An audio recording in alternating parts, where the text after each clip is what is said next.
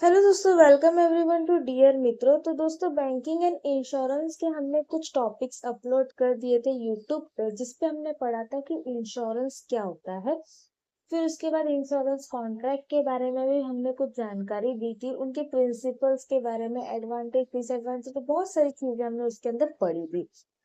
आज हम लोग उसी टॉपिक का थोड़ा सा एक्सटेंड वर्जन पढ़ने जा रहे हैं, जो टॉपिक का नाम है लाइफ इंश्योरेंस और उसके कैरेक्टरिस्टिक। ठीक है। तो दोस्तों, लाइफ इंश्योरेंस या लाइफ इंश्योरेंस कॉन्ट्रैक्ट क्या होता है? तो जैसे कि मैंने इंश्योरेंस के बारे में बताया था, क्या था कि जहाँ पे एक पार्टी अपनी रिस्क किसी और के ऊपर देना चाहती है, उसको हम लोग क्या बोलते हैं? Insurance contract. ठीक है। अब वो जो रिस्क रहती है वो लाइफ की होती है, तो वो हमारी क्या हो जाएगी? Life insurance contract. यानी कोई भी पर्सन अगर अपने लाइफ के लिए वरी हो कि उसको फ्यूचर में पैसे कहाँ से मिले, या उसकी नॉमिनी मतलब उनकी वाइफ को या उनके बच्चे को कुछ सपोर्ट सिस्टम मिले उनके मरने के बाद, तो उस टाइम पे वो अपना इंश्योरेंस कॉन्ट्रैक्ट करवाते हैं, उसको हम लोग क्या बोलते हैं? Life insurance contract. ठीक है। Most probably life insurance contract जो है वो दो टाइप में हेल्प होता है। फर्स्ट, अगर प्री मैच्योर डेथ हो। प्री मैच्योर डेथ का मतलब दोस्तों क्या होता है कि अगर इंश्योरेंस कॉन्ट्रैक्ट उन्होंने 15 से 20 साल का करवाया है, लेकिन उस पर्सन की डेथ जो है वो 5 या 7 इयर्स में हो गई, तो उस टाइम पे फैमिली को सपोर्ट के लिए उन लोग इंश्योरेंस कंपनी जो भी लॉस का पैसा है वो उन लोग को दे देगी। यानी मैच्योरिटी से पहले ही उनको पैसे उनके फैमिली के हाथ में मिल जाएगा। और सेकंड, अगर ओल्ड एज में किसी को ऐसा लगता है कि हमको देखने वाला कोई नहीं है या हम लोग का सपोर्ट सिस्टम कोई नहीं है, उस टाइम पे भी वो पर्सन अपना लाइफ इंश्योरेंस करवाता है, तो उसको क्या हो जाएगा? जब भी अगर ओल्ड एज में उनको पैसे नहीं मिले, तो ये मैच्योरिटी पीरियड के बाद उनको उनके लाइफ इंश्योरेंस का पैसा मिल जाएगा और उसके भरोसे उन लोग अपनी लाइफ आगे जी सकते हैं। ठीक है। तो लाइफ इंश्योरेंस के बारे में मैंने आपको डेफिनेशन बता दिया। अब आते हैं दोस्तों हम लोग इसके कैरेक्टरिस्टिक के ऊपर। तो सबसे पहला कैरेक्टरिस्टिक हम लोग को दिया हुआ है, life insurance is a contract. जैसे कि हमने अभी डेफिनेशन में पढ़ा कि लाइफ इंश्योरेंस क्या होता है, जब एक पर्सन अपनी रिस्क किसी और के ऊपर दे देता है, उसको हम लोग लाइफ इंश्योरेंस बोलते हैं। लेकिन उस पर्सन को कुछ प्री डिटरमाइंड अमाउंट जो रहती है वो पे करनी पड़ती है। जब भी इन लोग का लाइफ इंश्योरेंस कंप्लीट हो जाता है, यानी मैच्योरिटी पीरियड के टाइम पे अगर वो पर्सन जिंदा रहा, तो उस टाइम पे उसका जो भी अमाउंट आएगा वो अमाउंट पूरा का पूरा दे दिया जाएगा। और इन केस ऐसा हो गया कि अगर वो पर्सन की डेथ बीच में ही हो गई, तो उनकी जो भी नॉमिनी होती है या जो भी लीगल हेयर रहते, उनको वो अमाउंट जो है वो हैंड ओवर कर दी जाती है। ठीक है। फिर उसके बाद नेक्स्ट उसका पॉइंट दिया हुआ है, मिनिमम 2 पार्टी। लाइफ इंश्योरेंस के लिए मिनिमम कितनी पार्टी होनी चाहिए? 2 पार्टी। एक तो हम लोग की रहती है इंश्योरर। इंश्योरर कौन रहती है दोस्तों? इंश्योरेंस कंपनी जो पैसे लेती है और रिस्क लेती है। और दूसरा हमारा रहता है इंश्योर्ड। इंश्योर्ड कौन रहता है? तो जो पर्सन अपना रिस्क किसी और के ऊपर दे देना चाहता है, यानी क्लाइंट। ठीक है।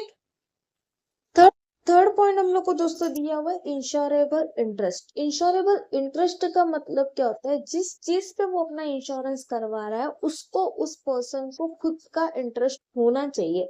मतलब उसको ऐसा लगे कि अगर नुकसान हो तो उसकी भरपाई मेरे को मिलनी चाहिए। ठीक है।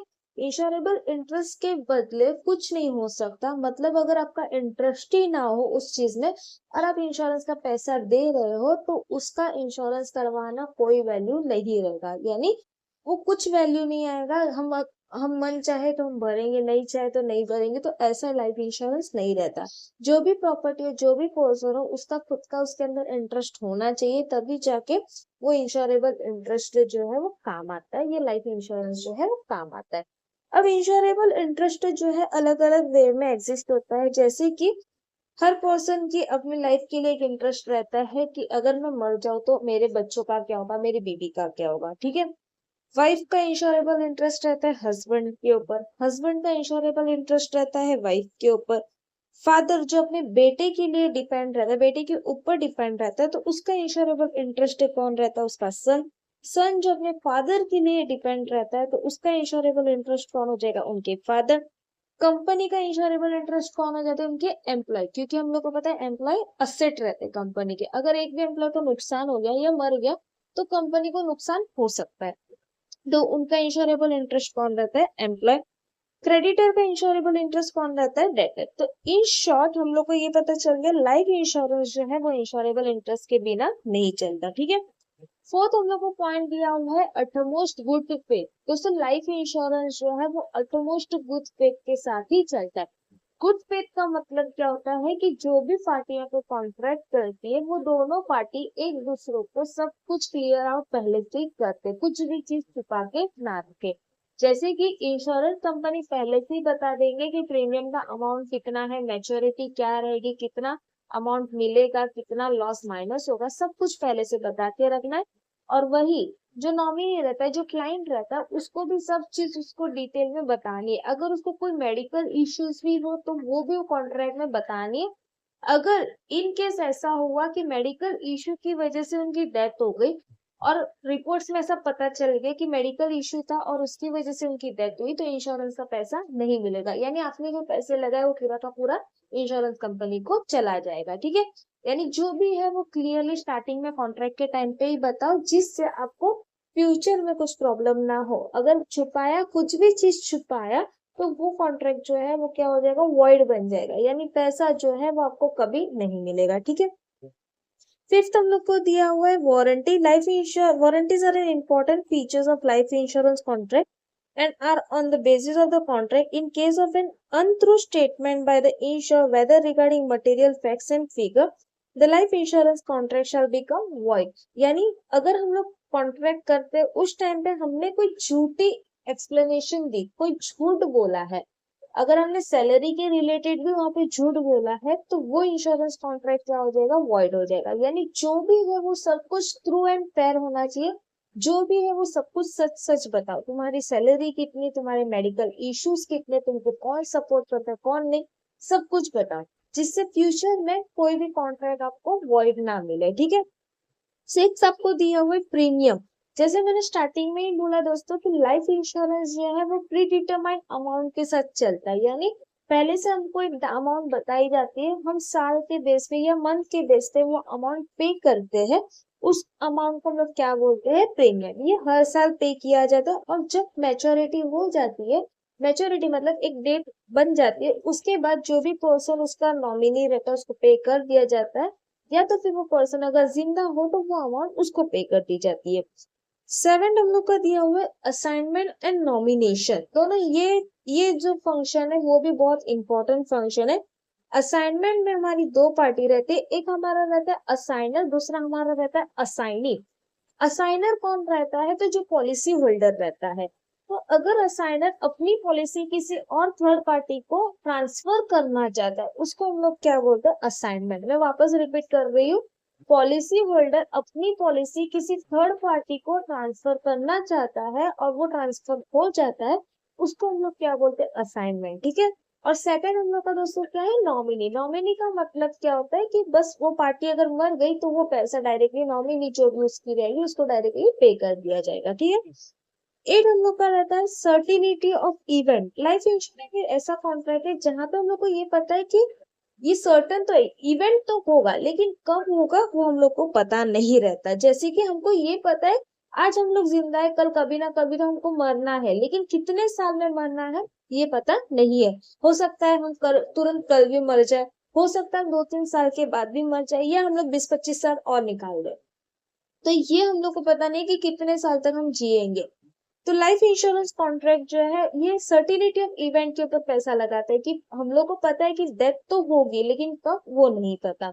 और इसके लिए अगर डेथ होने से पहले ही हमारा मैच्योरिटी पीरियड आ गया तो वो पैसा किसको मिलेगा? जो पॉलिसी होल्डर रहता है वो उसी को मिल जाएगा।